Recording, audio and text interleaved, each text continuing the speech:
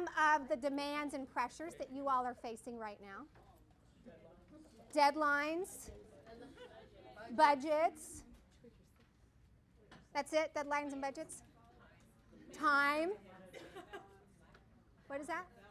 Balance. Trying to get that. There's really a lot of things that we're facing, right? There's a ton of demand and pressure. Our economy, the clients are wanting more. They're asking for more creativity. There's smaller budgets. There's tighter deadlines. And so in our world, we are continually being asked for more, and that is not going to change. That's one thing that won't change. Isn't that nice? That you're not going to be asked to continue to change and be asked to do more. And I think the other bottom one is important. How do we perform at work and still not kill ourselves, figuratively, doing it?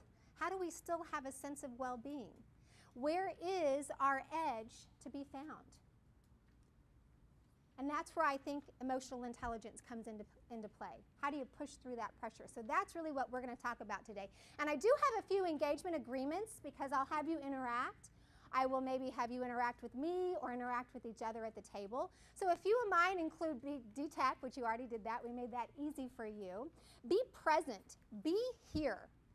And I'm going to share with you a statistic later on in the class of how little we actually are in the moment at work and in our lives. It's a huge epidemic in our society. I want you to participate.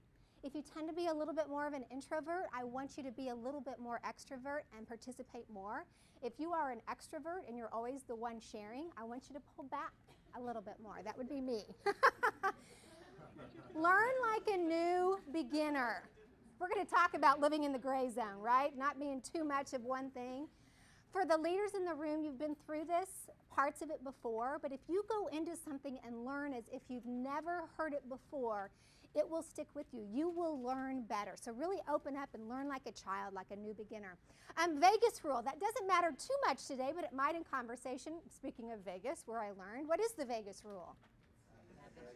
Right? So when you talk in your groups, it's important that you have confidentiality, that you are allowed to talk about things and not be able to go back out and tell other people about it.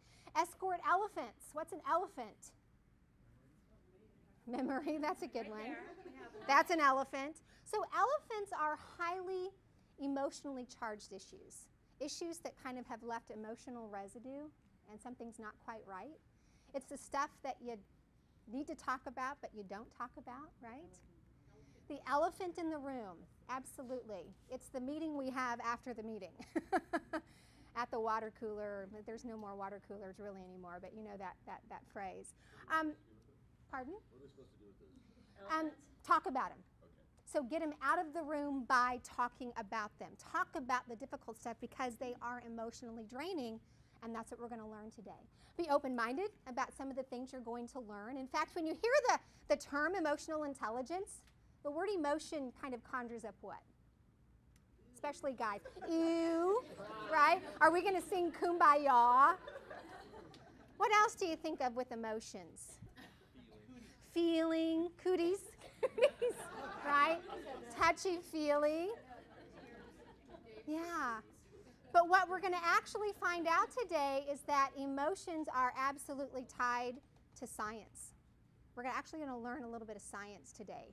And it's not icky, ooey, crying feeling. That's not what it's about. It's actually about performance. And how can we push through the pressure? How can we perform even better in times that are continuing to crunch and will ask more from us?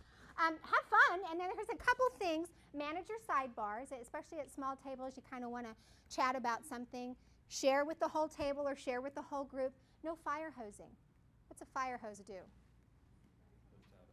Puts out a fire, but how does it do that? It kind of drowns it, right? Psst. Everything's kind of soggy and not really usable after a fire. We can fire hose other people's ideas by the way that we put it down, or we like, yeah, that's going to happen at Cox, or we've tried that a million times.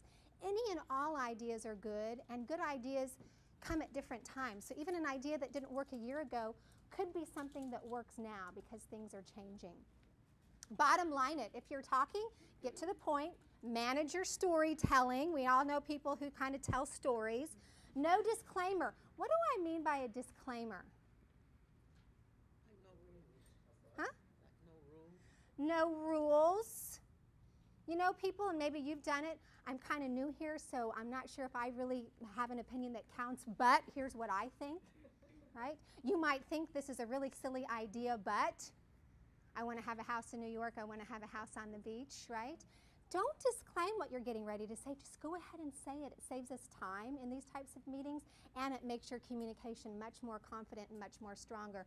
2-second rule. If you can wait to talk after someone's finished for 2 seconds, then you won't tend to talk over people. And ask powerful questions that matter. And I'm not going to go into that right now because you're going to actually learn about that when we talk about emotional intelligence. So what I want to do next is just share with you kind of why emotional intelligence is such an important part of your job and the culture at Cox Media and Cox Communications. I like to say that culture will eat strategy for lunch or breakfast. I don't know what I have there, breakfast. It's a coffee cup any day of the week because you can have the best laid plans, right? But if the people doing the plan are not working well together, if you aren't performing the best you can according to plan, it doesn't matter what kind of strategy we put in place. So culture will eat strategy, and that's why culture is so important. We actually have 5 what I call pillars, 5 aspects to what makes a good culture. And this is the work that I've been doing in working with companies. What's missing? What makes good culture work? What makes performance? And I actually have a book coming out in the spring on these 5 tips. So the first one is values and beliefs. Are you aligned? Meaning, are you behaving? Are you, in your actions, aligned with what the values are of Cox Media, of this team in here, of your small team? Because values in action is really what culture is. So number 1, do you know the values and beliefs? Do you all talk about them? And are you aligned with that? And we're going to learn about matching our actions with our intentions, that's a key learning, that we judge ourselves by our intentions. We judge others by their actions. So it's really being aligned with those values and beliefs. The second thing is structure. Now, structure could be everything from literally the building you're working in and the work environment, the room that we're training in, to your job description. Do you know what it is you're supposed to do? And do you have the tools and technology to do it right? Structure is also about making sure you know the mission, the vision, the goals, and the strategy that everybody is working on. Is everybody on the same page? We need some structure. We need some discipline. We're all kind of kids with really long legs. And just like kids need some sort of structure and discipline, we need that in the work environment. And that actually allows us to be more creative. So structure is very, very important. Kind of, what's the org chart? Who do I report to? How do we all work together? That's vitally important. The third is relationships, and this is a big part of emotional intelligence. You need to have positive, healthy, fulfilling relationships in the workplace. And do you know the most important relationship in the workplace? Anybody want to take a guess? What 2 people? Who's it between? The most important relationship? You and your manager.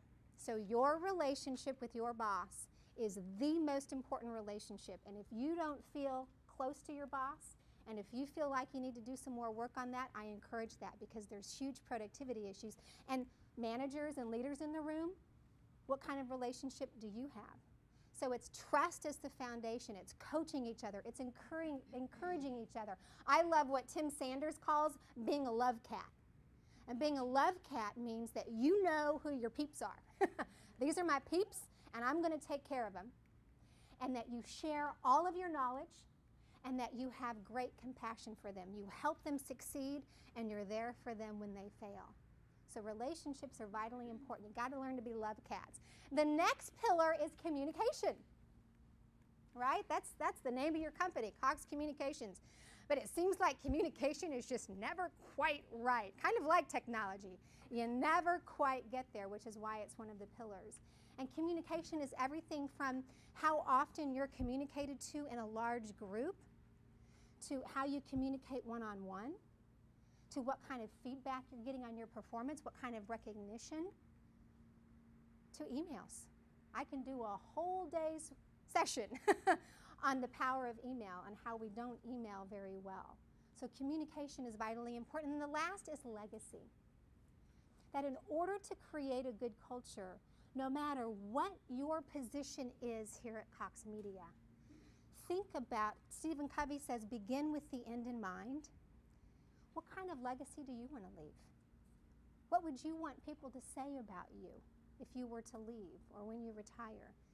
What kind of impact do you really want to have on your clients, both externally and internally? And what kind of legacy do you want to leave Cox? How do you want to make a difference? So those are the 5 keys to culture, and that's the relationships, the legacy, the communication. All of it falls into emotional intelligence. So what we're going to do today is we're going to learn really what is emotional intelligence and its value, both for you personally and professionally. Then we're going to learn the science behind emotions. So we're going to have a little science class. And then we're going to really delve into understanding, you know, emotions are contagious, aren't they? Do you know it only takes 3 seconds for the emotional energy in the room to change? Whoever has the strongest emotion, whether it's positive or negative, it only takes 3 seconds for that energy to change. So emotions are contagious. And you have to ask yourself, do I send out positive emotional energy or do I send out negative? And we all do both. But we're going to learn today our impact on other people around us, and then we're going to learn some tools on how we can manage our emotions so that they don't get the best of us, and learn how to motivate the right emotions that we want so we can perform. Ultimately, so that you can learn to manage the setbacks and the pressures that you face, and also really to have better relationship connection with each other.